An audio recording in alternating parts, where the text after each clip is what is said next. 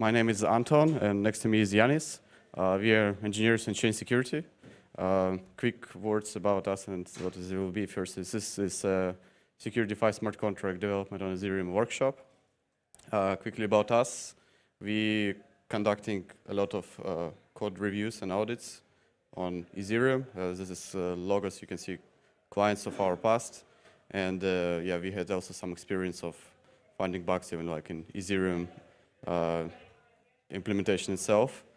And yeah, the history is that we started in 2017 and we had quite a lot of experience looking into clients' code, and we have somewhat subjective opinion about the code quality of clients. And here in this workshop, we would like to tell you about the patterns that we see in client development cycle and client development pipeline that makes a code less error prone, and even during the bear market or bull market, sorry, when people sacrifice on security for sake of speed. These practices are actually not making your development process much more expensive. It's really simple steps that people don't want to follow, but most of the things there can be quite simple, but we would like still to repeat them for everyone to be sure not to sacrifice on those small things. Yeah, we also have, we'll be presenting some code, and we'll be doing some practical tests and exercises on it. Here you can find a link. It will lead you to a GitHub. On a GitHub, there is a README how to set up Foundry and Forge. It's like the developing system we will use for this particular exercises. There is a quick way how to do it using a Dropbox, or not Dropbox, sorry, Docker, that allows you not to install much stuff on your own machine. If you have Docker, you can just quickly continue. And yes, if everyone who can follow is done, I'm going to the next file. So first, to understand why it's hard to develop for DeFi, let's understand the complexity, where the complexity comes from in DeFi, like, and what is the typical DeFi protocol, right? It's, for example, you can say it's Uniswap, it's some staking platforms, right? It's some yield farming platforms. And one of the essential things there is that it is a system that integrated with many other systems. It's a system that has huge complexity that drives from the compatibility with external systems, right? I mean, you know, there's if you have experience of developing contracts, ERC20 tokens all behave weirdly, right? And the DeFi system that really wants to be integrated in many protocols, to be used over many networks and whatever bridging assets around, needs to have this huge compatibility problem where the developers need really to strictly follow all the rules of each exact protocol. There's no universal ERC20 token, even if the standard is universal, right? Already there is bad behaving ERC20s people know about. Second is a blockchain is adversarial environment. So in most cases, if you are having a centralized regular application and you have a bug there, most likely it won't be abused immediately. Of course, you can have data leak, but this is data quite hard to monetize immediately. While in DeFi systems, if you have a bug, you are leaking not data but tokens, and tokens, it's basically immediate monetization of all the attacks. That's why, I mean, that's why we have so much more DeFi and blockchain attacks than even in traditional kind of systems. So third point is what we often hear from clients as they say, oh, we have little time for, we need to really deploy something this quarter and so on. And in reality, this deadlines that they cannot miss will always get postponed, and they always keep accumulating this technical debt. And in general, people underestimate how secure dev practices are beneficial. People don't fully understands that if you have a good testing setup that's one fix for all your systems, it's actually really easy to do a new roll-up of new features, and it's really hard to miss stuff on many other cycles of a process of development. All right. So today we're going to present, like was where the complexity goes from, and what we're going to present today is some security development practices. It should be basically we will theoretically explain you why it's really beneficial to write specification before writing code, why it's really good to write a documentation while writing code, and we'll explain what is invariance and how we can utilize them in our processes. And of course, we will show more advanced testing techniques using our code snippets, code that we provide. This is something less known to people. It's a property-based testing and fork mainnet tests. This is a really awesome technique that speeds up the testing of a system that we're going to show today. Okay, and starting with specification and documentation. How often we see when the clients, during the bull run it was even way worse. Clients start developing a protocol with having just a user story as their specification. They basically say, okay, users will lock our tokens in our protocol and give something, or something happens to these tokens, and so on and so on. There's basically no strict understanding of components of the systems. There is no strict distribution of logics. They don't think about interface that deep. It's just people really want to start coding as soon as possible because that's where they feel they are productive. But there's this really boring part about writing a good specification, writing good technical documentations that people try to fast forward.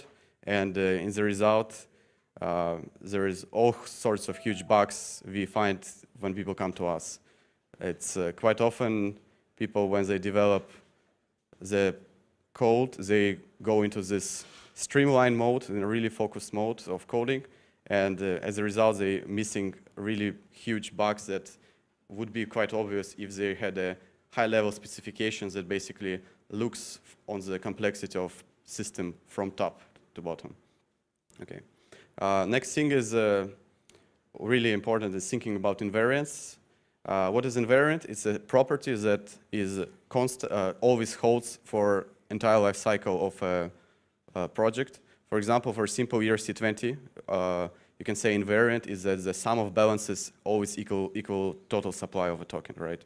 This is a simple invariant. Invariance is kind of comes from formal verification world, and it can be really usually good formalized. Other examples of this, for example, you can have something like solvency invariant, which basically on a high level can be explained as a contract should always be able to pay out the debt to its users, right? Basically, when user locks tokens, tokens belong to contract, but the contract owes them still to users because of if it's some kind of platform for yield farming and so on. So this kind of invariance users can afford. I won't be going deep into invariance now. This will be a bit later during the presentation.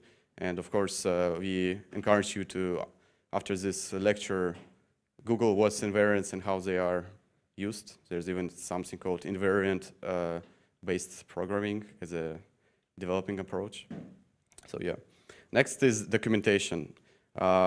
This is like we had different ways of engagement with clients. Some of them were we starting really early and basically step by step continue through the developing process together with client, providing our consultancy.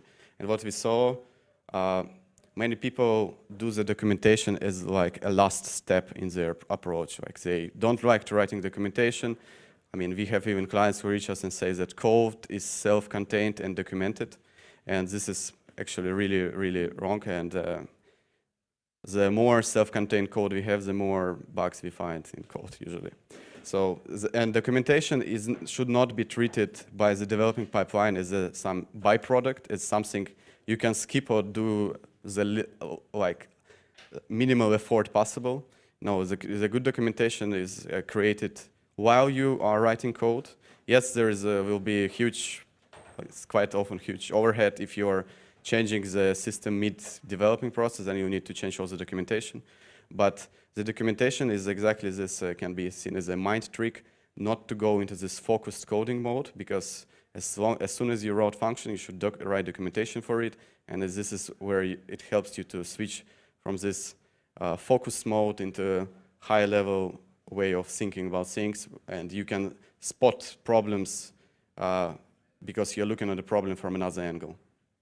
Okay, and the last point is it's about that you need to write documentation anyway, like sooner or later, because if code is not documented, it's most likely it won't be used much because people won't understand how to actually use it, how integrate their system with this protocol.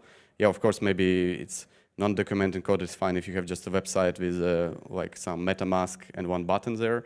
But if you want to be your protocol to be composable with other DeFi protocols, you'll need documentation anyway. So it's not writing it during the code. First, it doesn't give you much, and second, it's kind of a procrastination that won't improve your security and resulting code. So yeah. Okay, now we're gonna switch to the description of the code that was on our GitHub. Yeah, I'll pass the microphone to Ioannis. Hello from my side. So what Anton said is really theoretical, it's really nice, but how do we do this in practice? So let's imagine that we want to build a protocol that is essentially a fund. So what is a fund? We can imagine it as a wallet where we hold some tokens. And we have the users who can deposit to this fund an amount and then get some shares of the fund. And then we have also the owner or the manager of the fund who controls the fund, and they can interact with various protocols and try to increase the value of the fund. So how would we do this? Let's, thank you. So let's go to the code directly. So as we said, we have a fund. The fund holds tokens. So we need to record what tokens the fund holds, right? Then, of course, in order to increase the value of the fund, we need to be able to evaluate our fund. So we need some source of knowledge about the price of each token that we hold. And for that, we will be using some price feeds, from Chainlink. But yeah, that's not so important. Right, so we have a constructor. Our fund has a denomination asset. So what is the denomination asset? Is the asset that the users deposit and mint shares. If you have any questions, feel free to interrupt me. I mean, we want to do it as interactive as possible. So yeah. So the creator of the fund can specify the denomination asset, and of course, they should track it somehow so that we know that we hold this kind of token. So this is the functionality of that the owner can call, add, and remove tokens. And of course, they need to add the corresponding price feed so they can get the price of each token. Now the users can only call deposit and withdraw. So what is deposit? The user specifies the amount they want to invest in the fund, and the fund gives them back some shares in the form of an ERC20 token. And what is withdraw? The users redeem their shares when they feel they want to do it by simply sending back the shares, and in return, they get a corresponding amount of each token the fund holds at this point. And of course, as we said, the owner or the manager tries to increase the value of the fund, so they want to interact with external protocols, they want to invest some tokens, and this is done only by the manager by calling this manage function. And again, as we discussed, we need to estimate the value of the fund, so we simply iterate over all the tokens that we know that our fund holds, and we call the corresponding oracle for them. And that's it. And of course, we need to know the price per share. So it's quite simple. Yeah, it's also to note it's a toy example. Don't use it in production because we tried to just minimize the complexity for sake of time saving. And yeah, it should not be used in production. Yes, and of course there are many bugs there, many more that, the ones we will find today. Okay, so this we discussed. So what are some of the properties that our funds, that we want to hold for our fund? We want, because of course, the manager put some effort, we want, should I hold it? I think yes. We want the users to pay a 3% fee whenever they deposit. We also want to make sure that the users cannot avoid paying this fee. And as Anton mentioned, we want to make sure that whenever the users want to redeem their shares, the system will be able to give them back some value. So yeah, this is kind of a pyramid of testing, of tests. It goes from unit test to integration test to system testing. And you see, but it's usually you start at the very bottom where you just test some particular functions in your contract. And this is what we see from most of our clients where they end up to. But the good clients, sort of, that are on a good list that have less bugs we find, they try to reach the top of the pyramid. And the difference in this test is the number of tested components, and as you see on the right side, it increases from bottom to top. So as, for example, if we were to say test Uniswap, you can say that unit testing will be just to testing some particular function of their TIC library, for example, where we want to see that values are added up or subtracted properly, right? Next step is integration testing. This is where, let's say, if we are testing a swap function of Uniswap, we are actually involving already tokens and see that the token values are moved around correctly. And on top, it's a complete testing of a system as if it would be deployed on the chain, where all the components of a system are deployed and work together. So it means we will have not only the pool contract, but it's also all the or all the routers, all the registries, and so on, using the example of Uniswap. So it's more and more companies are getting involved, and of course, more companies involved, greater the complexity of specifying the system, of testing the system. I think there was some kind of theoretical thing that it grows quadratically with number of components. So it will be much harder to write system tests than, let's say, 10 unit tests in many cases, because if you have more than a certain number of components involved in your system. But we really believe when we see system tests, that end-to-end test of the entire application, that's where we find less bugs in client's code than when client has 100% coverage just by doing the unit tests, while there is huge gaps in integration and composability testing. So, yep, let's go to the top. If you started testing, it's really beneficial to go to the very top. Right, okay, you want to come back? But before going to the top, we start from the bottom. So we will do a really simple test for now. So as we discussed, the first property we want to make sure that it holds is that all the users pay this 3%. And for that, we need a really simple test. Thank you, Anton. So for those of you who are following, we're going to the integration TSOL. So as we said, we will be using Foundry, but these principles hold for all the available tools, such as Brownie and Hardhat. So in order to define a test, we first need to specify the setup function. What is the setup function? Is the function that it's run before its test is executed. And we need this so we kind of calibrate or configure the environment before the test starts. So in Pythonic notation, I think that it's quite common to use this function as a fixture. Okay. Yeah. So what do? We first deploy a mock contract that will play the role of wrapped ether. As we said, for this toy example, we will create a fund that uses wrapped ether as denomination asset. So Foundry has really cool features. For example, it can allow us to give some native ether to whatever address we want. So for example, we can give the deployer of the fund some ether. That's just 1 ether.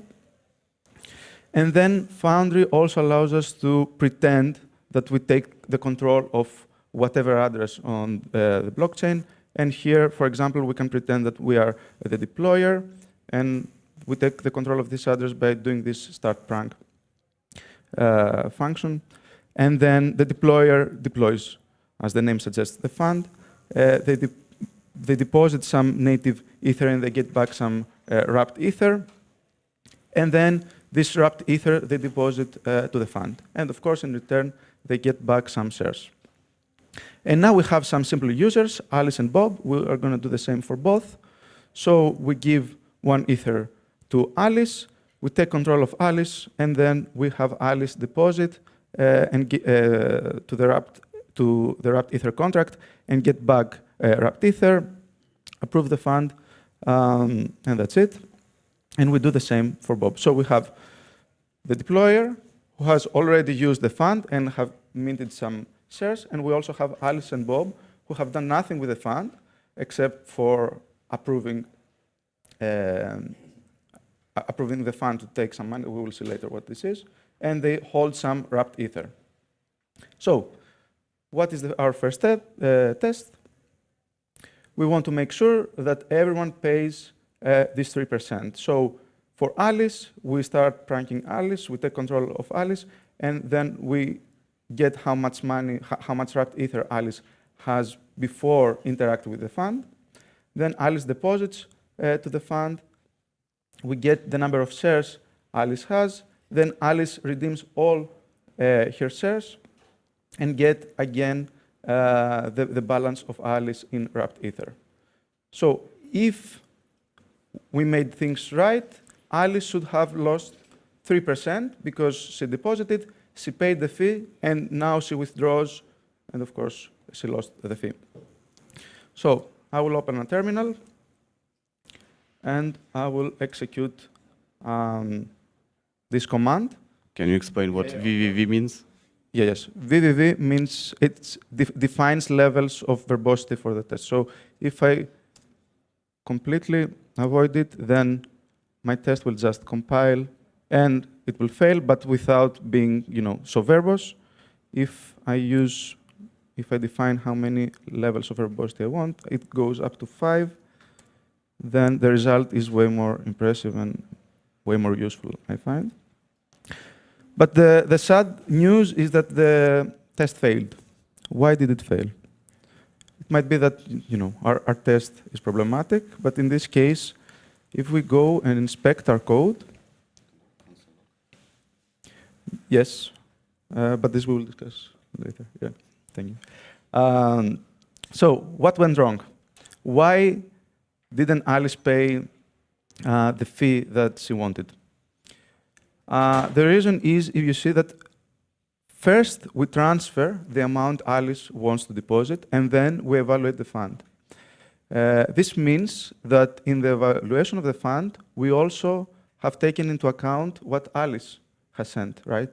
So the fund is way richer than what it should be, and of course the shares are way more expensive. So that's our bug. It's a really simple bug we can really easily fix. And now if we... What was the fix, sorry, can you explain? Yeah, right. Yeah, I mean, I explained it, I implied it, but maybe it wasn't clear. So instead of first transferring the money of Alice, we need to first evaluate the fund and then have Alice transfer the wrapped ether that she wants to contribute to the fund. So now if I execute again,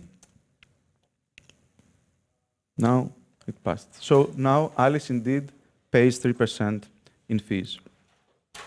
And of course, this is not a proof that everyone pays 3%, right? It's just an evidence that at least we somehow comply with the specification that we have in mind. So yeah, next we're going maybe a bit on to the top of the pyramid, but in this case it's not exactly number of components that grows, but what grows is a number of inputs that we pass to our function. As you saw in this example, we basically tested only one Ether deposit, and we basically are compliant with our property of paying 3% fee only for this particular one Ether deposit, right? And there is this testing technique called property-based testing. It's supported by Foundry. It's also supported by Brownie, as I know. And this basically allows you to generate many random inputs for the same function. And this way you are quite easily not making one test, but you're making 1,000 tests with different inputs. It's really simple, similar to fuzzing.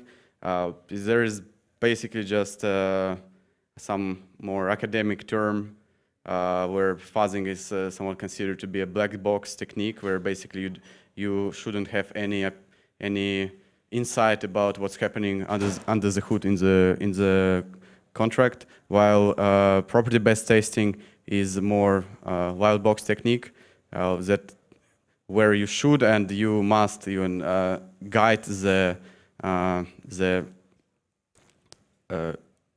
generation of inputs in certain direction. For example, if you are not sure if your code can handle big values, big decimals, because maybe the safe mass will kick in and you will have a revert due to overflow while you don't want this to happen. This will block some of functionality of your contract. Maybe you want exactly to fuzz your function with the big values, with the big integer values, right? This way you basically, in property-based testing, should, in many cases, pick exactly the domains of integers you're interested about. For example, from practice, we saw one of our clients is a Cure Finance. They fuzz their quite complex function for finding the geometric mean to be sure that they exactly converting it quite precise for certain domain of integers they're interested about, which is basically kind of corresponds to handling all the tokens from 6 decimals to 18 decimals, right? So yeah, this is a technique Jan is gonna showcase now. Yeah, this is also small graphics, what the actual difference is. So if you have a deposit function in our case, the usual way, like what Yanis just did, okay, it was not 100, but it was like 1 Ether. We just bashed one input through the function, and as a result, we got pass, fail, or in this case, we got fail, and then we passed after we fixed the code. And in property-based testing, it's many inputs going into this function, and each of them can fail, each of them can revert, or it's basically way more state space we are exploring. It's not a single dot in our state space of inputs of this function. It's way more. And of course, why we cannot fully go through this fuzzing process is just because even this simple uint integer is a 256-bit, right? It's physically impossible to go through all the values of this integer. And in many cases, your token won't even have that much total supply in many cases, right? So that's why you need to control what exact values you're using for your property-based testing and property-based fuzzing. Yep. So Yanis, want to continue? So our next test has to do again with fees, and we want to see whether someone can avoid paying these fees. And the first question that comes to mind is that what did we do before, right? We already checked that Alice paid 3%. Why should we do it again?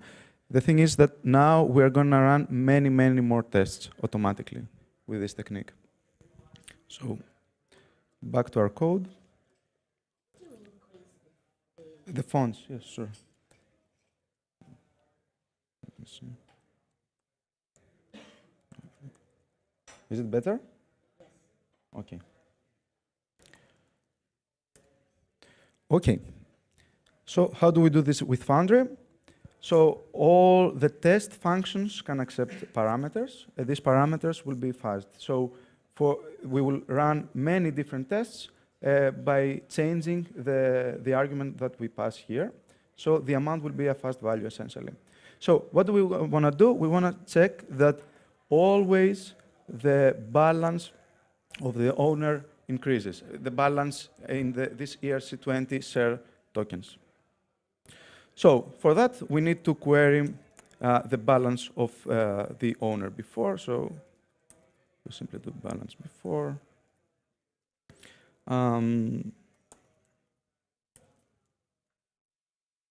Remember, we call him deployer in our setting. Yes, sure. Down. Yeah. Is it better like this? Okay. So we query the balance of the deployer, and then we need to deposit. So let's. Oh, thank you. Thank you.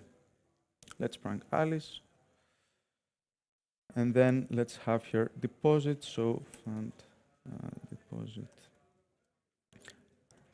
this amount, right? So, and then actually let's finish with this. Balance. Oh, thank you. I have the solutions already, so yeah, it won't take much to long to debug. So yeah, but thank you. Whatever he writes now, maybe. Yeah. We will post later, but yeah, of course, thank you. Okay, but for the real stuff now.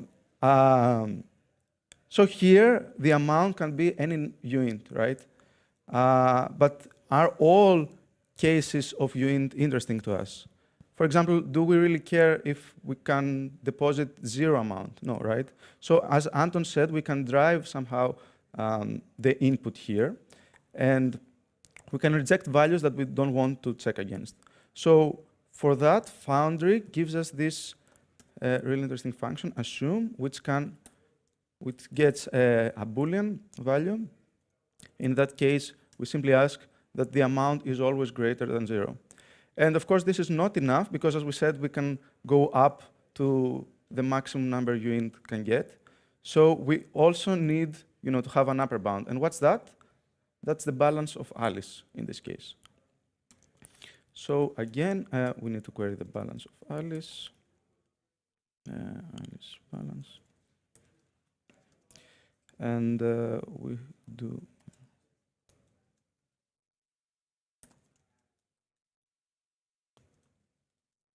So Alice can contribute as much wrapped Ether as she has in her wallet, right?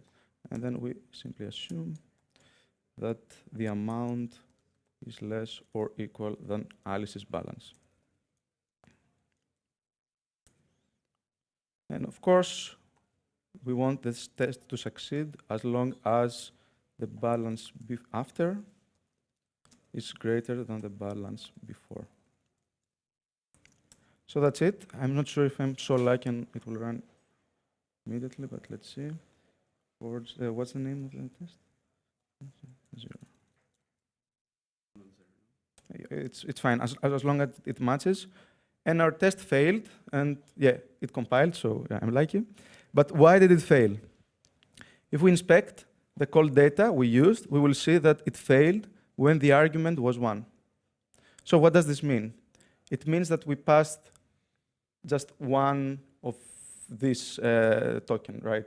Or remember that wrapped Ether has 18 decimals, so we passed 0.000 and 1 after 18 decimals. So why did this happen? Let's go back to the fund. We call the deposit function, and let's see what happens.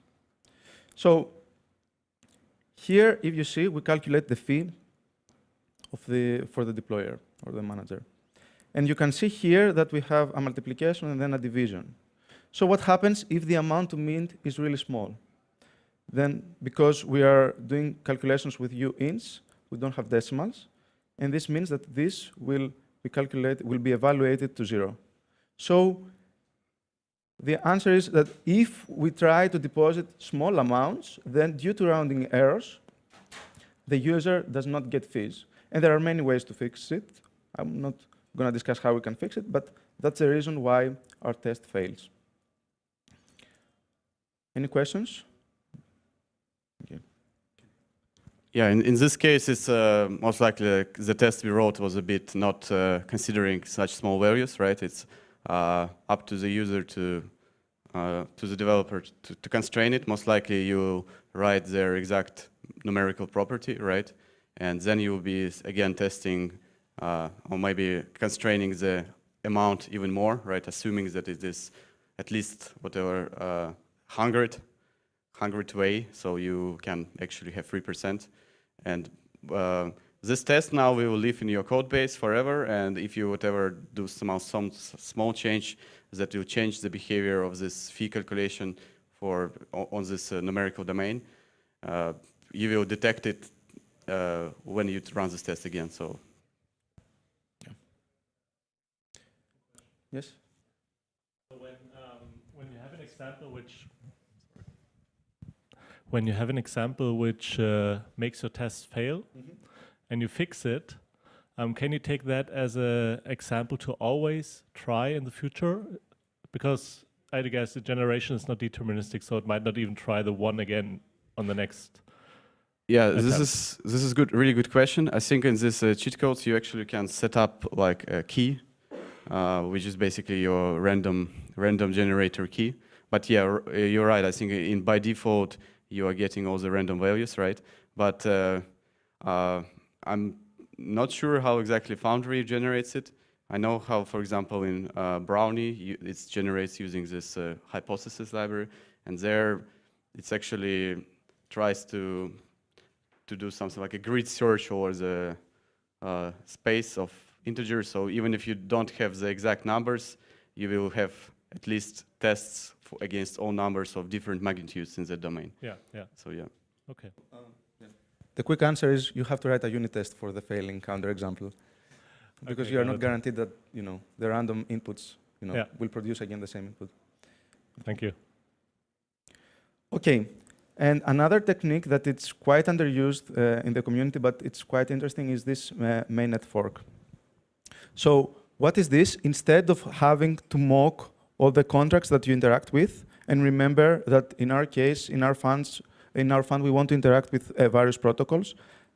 Instead of doing some kind of deployment during the setup, you can simply hard fork the mainnet. So now you simply need the interface, and you can always get a guarantee that you interact with code that is actually live on mainnet. And this is quite interesting, and we will see why, because some protocols exhibit some really unexpected behavior, and it's really hard to get this behavior right while mocking. So in our example, which is not as spectacular, of course, because we're just doing a workshop, we want to make sure that a user can always redeem their shares and get some money back. So yeah, from my side also you can continue. It's forked mainnet is basically you're running your tests against what you'll be actually using in production, right? This is the actual bytecode that lives on mainnet, and you'll be using it to test your code.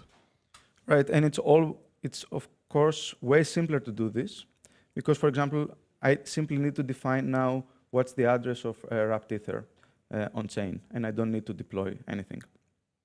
So if you see, I need to do really small modifications to my setup function in order to be able to interact with contracts on chain.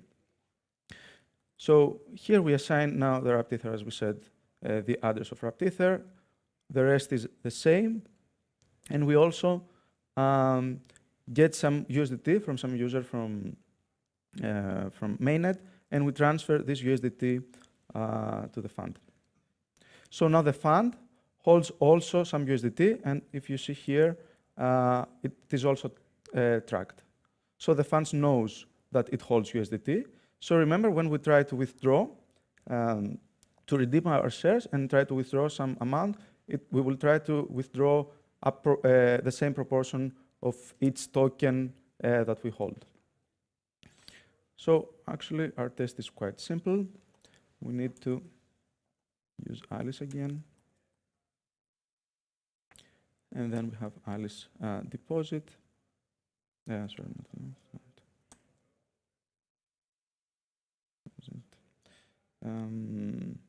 Let's say, I don't know. Yes. And then we need to know what, how many shares Alice got. So Alice balance. And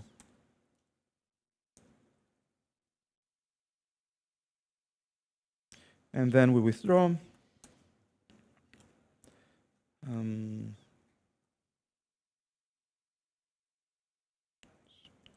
Balance.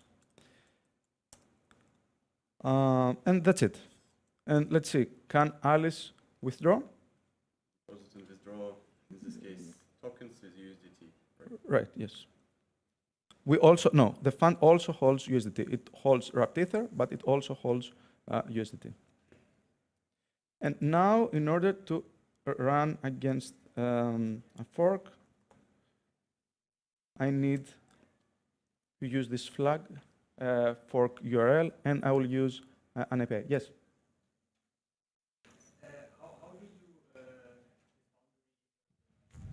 get USDT? I mean, like, if you fork? Oh, it's really good, yeah. I can explain better. Maybe you show this thing. What is fork mainnet? This is a bit, maybe we quickly jumped. You have some local chains that you can spawn locally, and it's only accessible to your local host, right? For example, Ganache does it. Foundry underneath uses something called Anvil, which is like Rust version of Ganache. And what you basically do, you basically, by specifying hosts like Ioannis did, you are getting the latest information of the mainnet, and then locally start using your own chain for development, right? So you have all the information that is live on the mainnet, and all your tests will be only run on your local net. And that's why USDT already deployed there, because that's what we forked from the mainnet. And here we found some address with USDT tokens. We pranked it, because on our chain, we don't need to know the private keys of users, which basically our chain is our chain. We have more rights there. And that's why we're basically pranking users that we don't know address about and transferring ourselves some money. And this is the power of fork mainnet. You basically have control of your test environment, and why you need forking is basically to get all the data that is basically your production environment, sort of, in the long run, right? And this way you can not only fork mainnet, you can fork all the chains, I mean, at least all EVM-based chains. And this is really powerful testing technique, honestly. And yeah, exactly. So this address of USDT we're using is the actual address of USDT, because we will need to change our deploy scripts if we write them using this way. You just need to, instead using forked mainnet, we'll use the actual mainnet, right? Then it's going to be all done. So you said, like, with the private key, so you impersonate, like, automatically Yes. the accounts. Okay. Yes, you can impersonate any account. There's also way more things you can do. You can, for example, fast forward the time. You can set the block numbers and such on. There's like quite many ways you can do. Another quite thing is I like is taking a snapshot of certain position in your check, and then you can jump back and forth between your snapshots. For example, if you want to test if deposit of Alice and deposit of Bob are interchangeable, if like first Alice then Bob, or first Bob then Alice is a different approach, right? Then I can basically snapshot, run one case, jump back to the snapshot, run another case, and then compare if the result is the same, right? This is there are many way more. Read more, please, about the fork mainnet. It's honestly a really awesome testing way. Right. So yeah, as I started saying, now we need to pass this flag, and we try to execute the test. This stack basically just provides address to the Web3 provider, how it's called, right? I think it's basically just some node entry point. Yep. Right.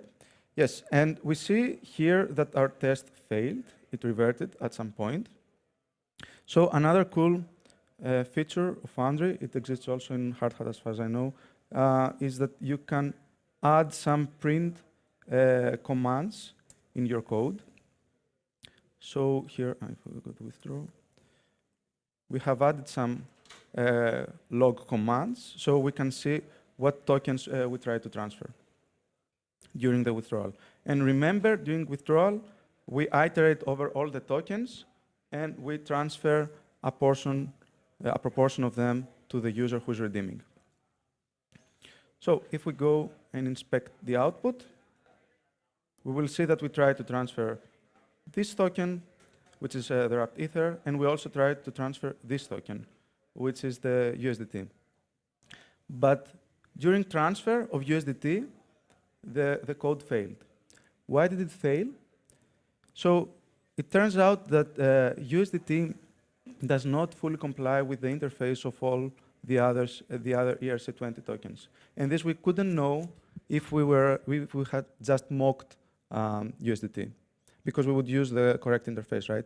But this is not true on-chain. So here, the problem is that we are executing this transfer call while we should be doing safe transfer, because it's a technical reason, but USDT does not return an uint after the transfer. But yeah, I don't want to get into details, but that's the reason why the test fails. And the important thing is that we caught this peculiarity of the behavior of USDT just because we forked the mainnet. Yeah.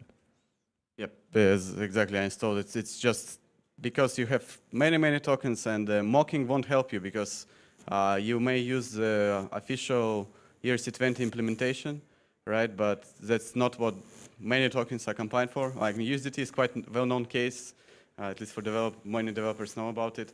But there are way more stuff. For example, approval may fail for certain values of tokens, so they don't allow you doing something like approve with maximum values and so on. So it's really many hidden problems you can avoid by using the fork mainnet and by actually running your tests against the environment that will be your production environment. So yeah, going beyond, there's way more stuff we would like to tell you about. It's really cool to use, and whatever we see here is our clients use, and we see it's really beneficial for your security and quality of code, and also as a result, it's also faster development process because you don't need debug stuff. Debug takes a lot of stuff if you even do some simple roll-up of new features to your protocol, right? With a good testing setup, it's debug will not take you much time. So another thing we not covered here, but I think it's partially even because Foundry doesn't support it yet. Hope they start. You can mock it somewhere, but it's called stateful testing. This is more advanced technique. Brownie does it by default. You can use a Brownie developing environment. Long story short, how it's done, it's basically you're specifying actions user can take, meaning that it can deploy, it can withdraw, it can do all sorts of things, all sorts of approvals, transfers, and so on. And then your system will be fuzzing these actions. It will be trying in random order all sorts of these actions, and sometimes it will be resetting back to the starting point and trying again.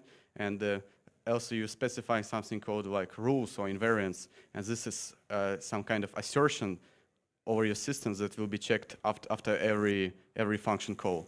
So this is really cool feature and a really cool testing technique. We advise you to check it out. And but you still need to remember that tests cannot uncover all the bugs, because if you haven't written the test, if you haven't thought about certain invariant that your system may possess, but you don't know about it, most likely you won't write test about it, right? It's really, sometimes you finding out that your contract has certain invariant only after a while, as we saw with the client. For example, we had a client and they had some internal hidden variable that triggers some stuff, and we say, yeah, are you doing tests that this variable is actually monotonically increasing with time? And they thought, oh, we actually have never thought that this variable is actually always monotonically increasing. And it turned out there was a corner case where this invariant was broken, and this was actually a bug, and they had to fix. So yeah, it's not, by writing tests, you're ideally not protecting. So what you can do, the passing tests are not proof of correctness.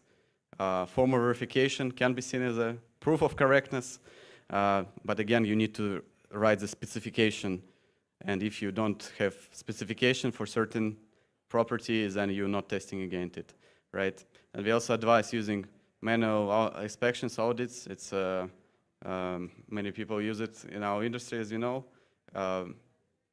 So far, it improves the process, and we suggest you also use it.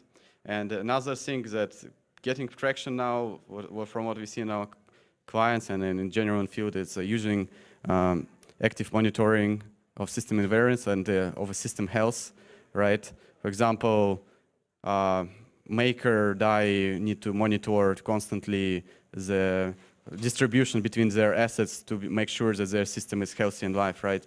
That their system is diversified enough to be in a good state. So all these small tricks you ideally need to actively monitor.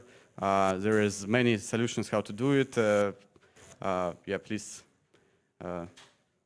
be aware about this this awesome feature. And yeah, the last two things, it's more not about active actions, how to protect, but it's more about entire approach to writing a code. It's like test-driven development and invariant-based programming. Yeah, I think both stuff can be Googled on. We won't be super deeply going it. Some people like test-driven development. I mean, quickly saying what it is, it's you write test before you write code. So it's you write code only to fulfill the test, and once you